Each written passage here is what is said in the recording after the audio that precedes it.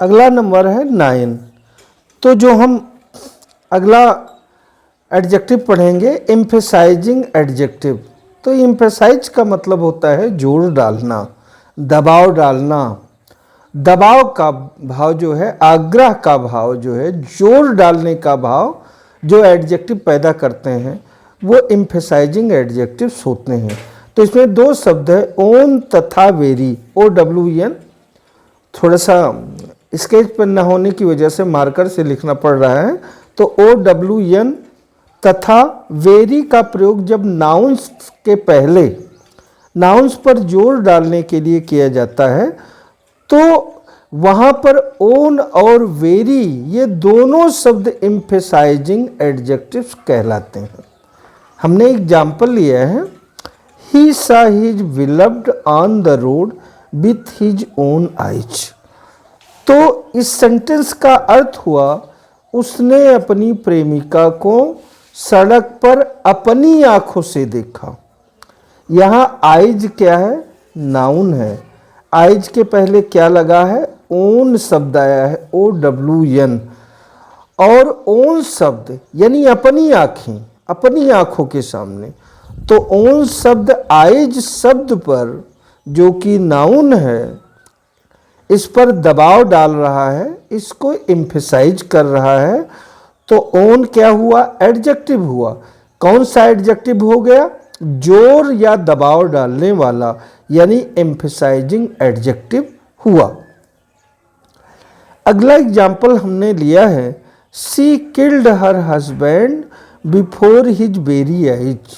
उसने अपने पति को उसकी ही आंखों के सामने मार डाला।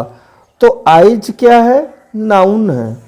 वेरी क्या है? नाउन से पहले प्रयोग किया गया विशेषण है, यानी वेरी आइज, आंखों के ही सामने।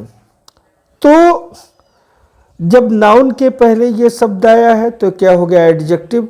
चूंकि ये एम्फेसाइजिंग का कार्य कर रहा है, जोर डालने का कार्य कर रहा है, इसलिए ये हो गया एम्फेसाइजिंग एडजेक्टिव्स। तो एम्फेसाइज का मतलब ही होता है दबाव डालना, जोर डालना। तो इस तरह से इन दोनों शब्दों को आप याद रखें, ओन और वेरी, इनका प्रयोग जो है एम्फेसाइजिंग एडजेक्टिव के रूप में जब इस तरीके से सेंटेंसेज में ये प्रयोग किए जाते हैं तो वहाँ पर ऐसे सेंटेंसेज में ये एम्फेसाइजिंग एडजेक्टिव्स का रोल प्ले करते हैं। तो इस चीज़ को हमेशा माइंड रखें। अगले नंबर पर है नंबर 10, एक्सक्लेमेटरी एडजेक्टिव्स। तो कुल मिलाकर के 10 एडजेक्टिव है। एडजेक्टिव के टाइप्स यानी एडजेक्टिव के प्रकार 10 हैं। 10 की संख्या है एडजेक्टिव के प्रकारों में। तो लास्ट है एक्सक्लेमेटरी एडजेक्टिव्स। एक्सक्लेम का मतलब होता है विस्मय, आश्चर्य, ताजुब। एक्सक्लेम शब्द का मतलब है ताजुब, विस्मय, आश्चर्य जिसको कहते हैं सरप्राइज। तो वाट का प्रयोग जब आश्चर्य के भाव को बोध कराने के लिए होता है तो वाट एक्सक्लेमेटरी एडजेक्टिव्स कहलाता है। जैसे कह रहे हैं कि इसमें सिर्फ एक शब्द आपको ध्यान में रखना है, वाट। जब वाट का प्रयोग आश्चर्य के भाव का बोध कराने के लिए हो, ताजुब के भाव का बोध कराने के लिए हो, तो वाट शब्द उस सेंटेंस में एक्सक्लेमेटरी एडजेक्टिव का रोल प्ले करता है। ग्रामर में आप हर जगह सुनते हैं डबल पार्ट्स ऑफ स्पीच। तो जैसे यहाँ पर वाट का उदाहरण हम दे रहे हैं कि वाट कब एक्सक्लेमेटरी एडजेक्टिव होता है और वाट कब जो है वो प्रोनाउन होता है, इसको भी समझने की ज़रूरत है। यहीं पर हम क्लियर करेंगे।